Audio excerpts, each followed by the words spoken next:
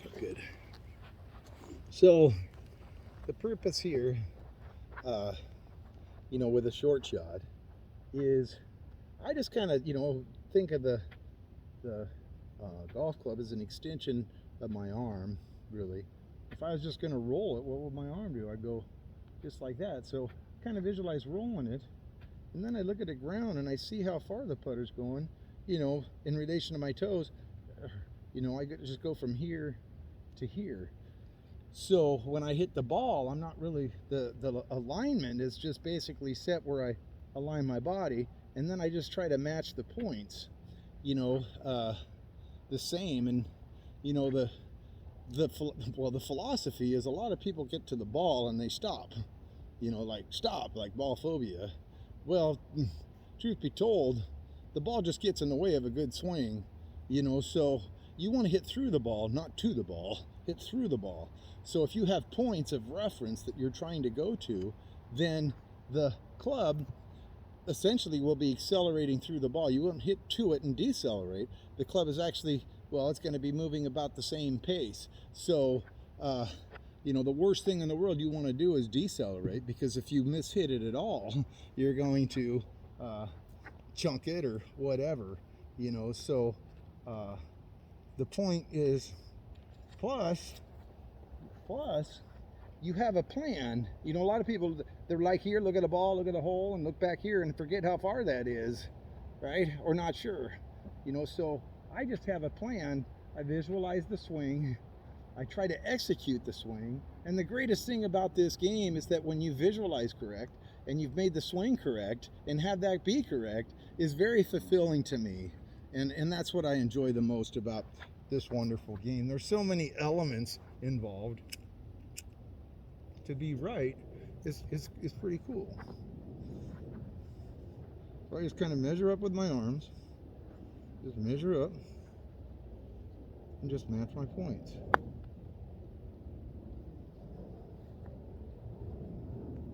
Didn't quite catch that square.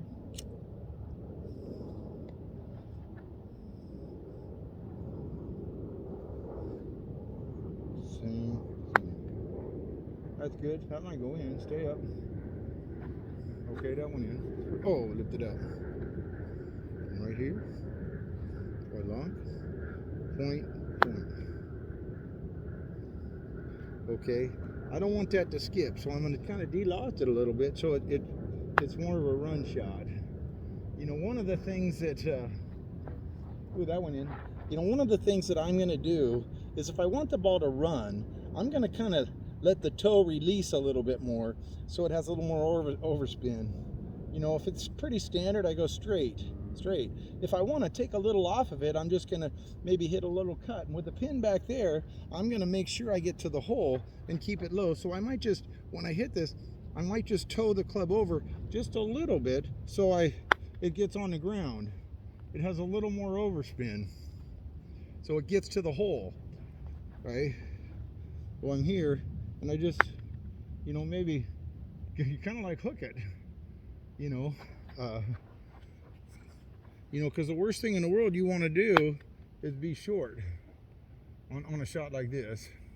I was a little hard, okay, but you want to get it to the hole.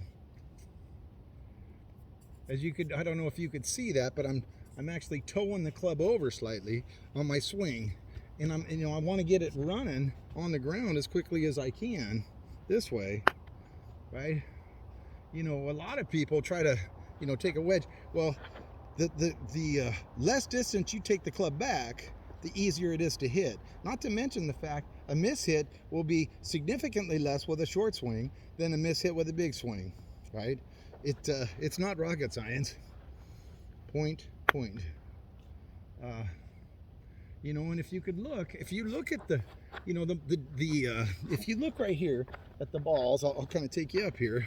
If you look at this dispersion of balls, you'll see that from right to left, I'm only off maybe, 12 inches. But this distance right here, the margin of error on a short shot, is greater distance long and short. So I'm probably 6 feet either way here. For that distance shot, it's okay. I'd like to be a little closer. But if you can see, the distance you hit the ball on a short shot is way more important than if you come back on this side again and you look at the direction of these shots. They're, you know, not very far off. This cup goes left to right, so I miss more on the low side than the high side. I only have one on the high side. That's not good. A ball doesn't go in on the low side. It comes in on the high side. Thank you.